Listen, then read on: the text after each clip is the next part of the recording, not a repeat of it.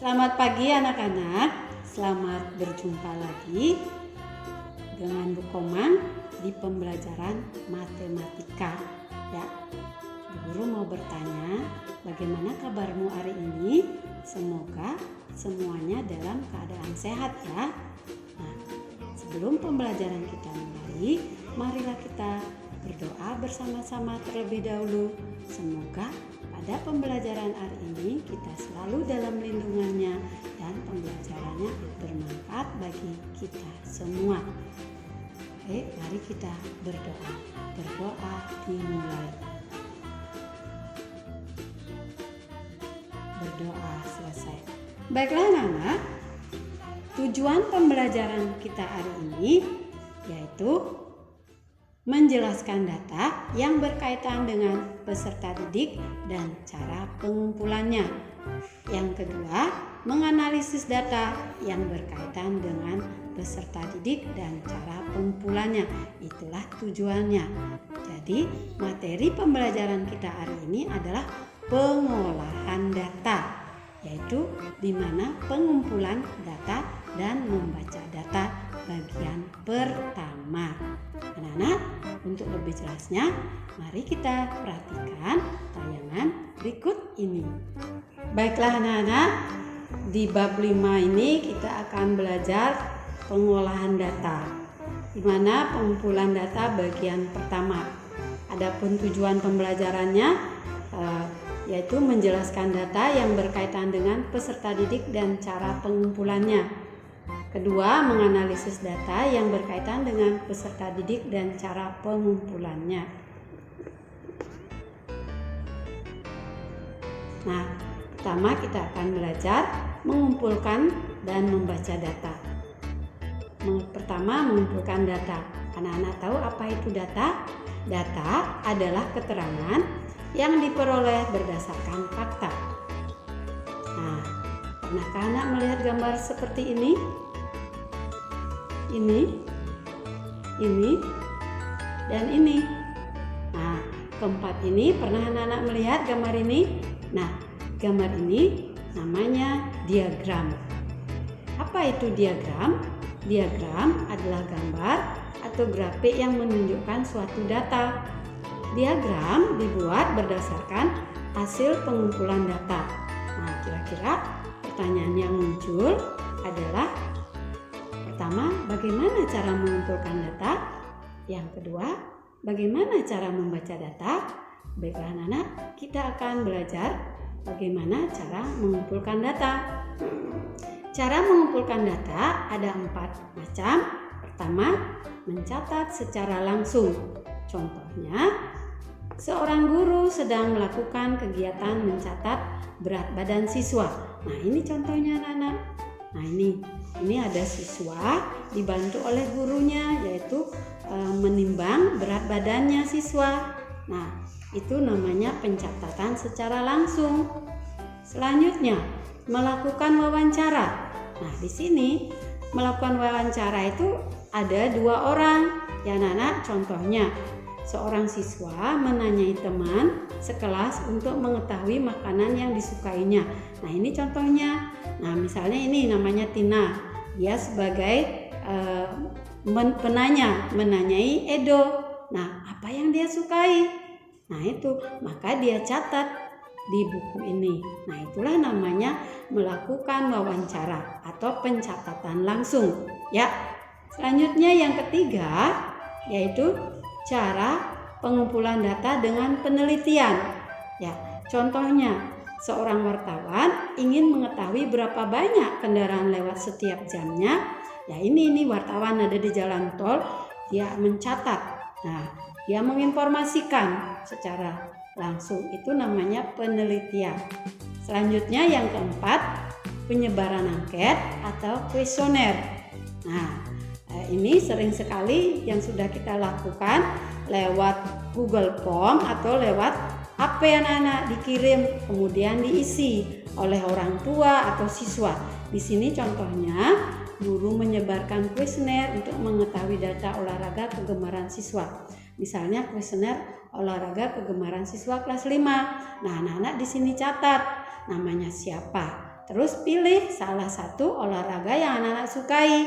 Beri tanda contreng, apakah itu sepak bola, futsal, basket, voli, renang, dan bulu tangkis. Itulah namanya penyebaran angket atau kuesioner. Baiklah anak-anak, kita akan selanjutnya belajar membaca data dalam bentuk daftar. Bagaimana caranya anak-anak? Nah, ini adalah daftar olahraga kegemaran siswa kelas 5. Ada sepak bola 7 siswa, ada futsal, basket, voli, renang, dan bulu tangkis. Ini kumpulannya yang berupa bentuk daftar. Terus pertanyaannya, bagaimana caranya membaca ya? Nah, caranya membaca yaitu ini. Sebanyak 7 siswa itu gemar sepak bola. Sebanyak 8 siswa gemar futsal. Sebanyak 5 siswa gemar basket. Sebanyak 3 siswa gemar voli. Sebanyak 5 siswa gemar renang. Dan sebanyak 4 siswa gemar bulu tangkis. Nah, itulah caranya membaca tabel ini anak-anak. Nah, sekarang guru bertanya, kegemaran siswa kelas 5 yang paling banyak diminati apa anak-anak? Iya, yaitu futsal. Futsal itu sebanyak 8 orang. Sedangkan yang paling sedikit digemari itu apa anak-anak? Yang paling sedikit digemari adalah bulu tangkis. Nah, begitu caranya membaca data dalam bentuk daftar. Bagaimana anak-anak? Sudah paham?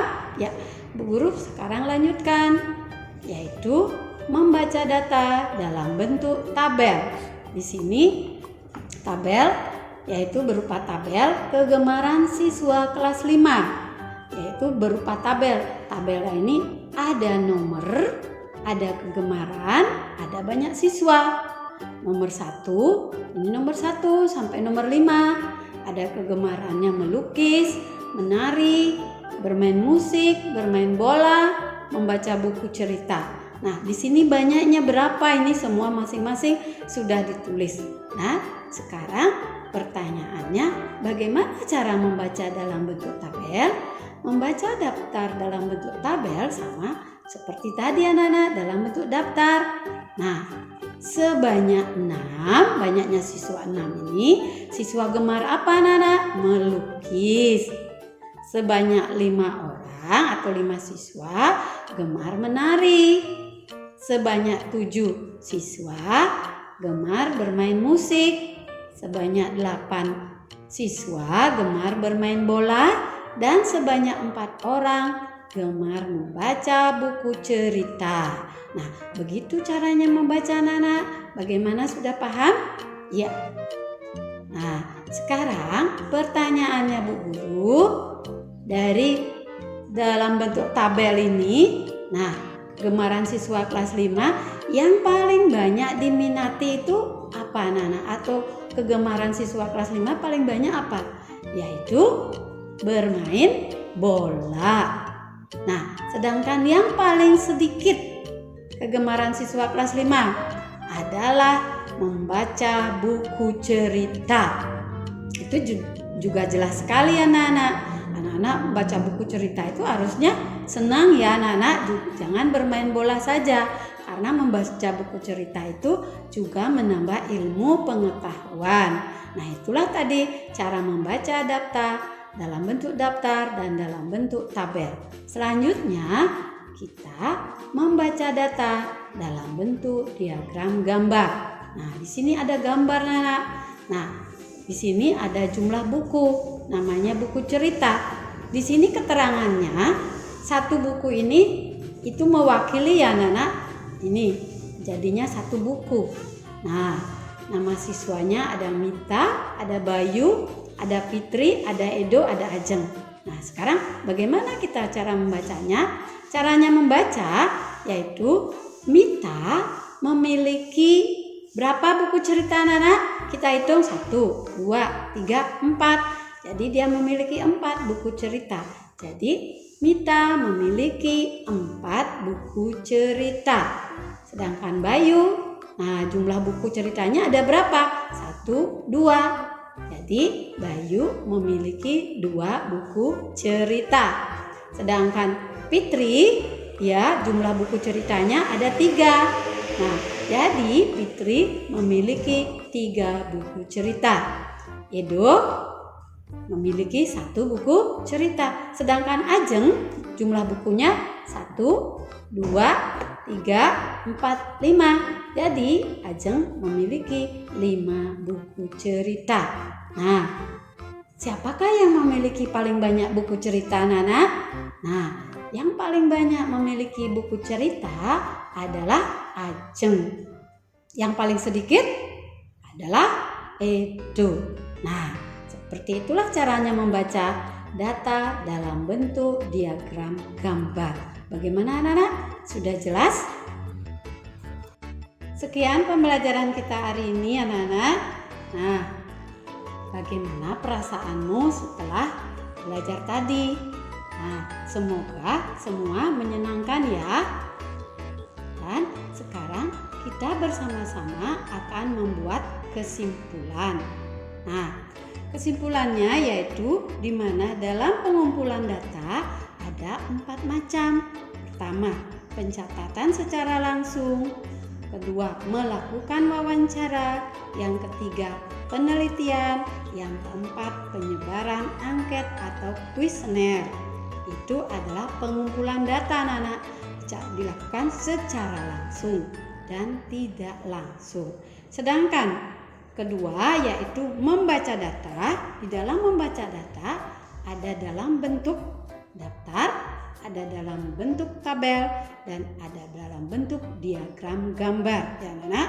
Nah, untuk itu anak-anak mohon pelajari bukunya yang buku paketnya SPS, lebih banyak membaca data ya anak, karena di sini pelajaran kita membaca data. Nah, demikian tadi pembelajaran kita hari ini anak-anak. Nah, sebelumnya mari kita berdoa dulu sebelum pembelajaran kita tutup. Ya, berdoa dimulai. Berdoa selesai. Sampai jumpa anak-anak. Terima kasih.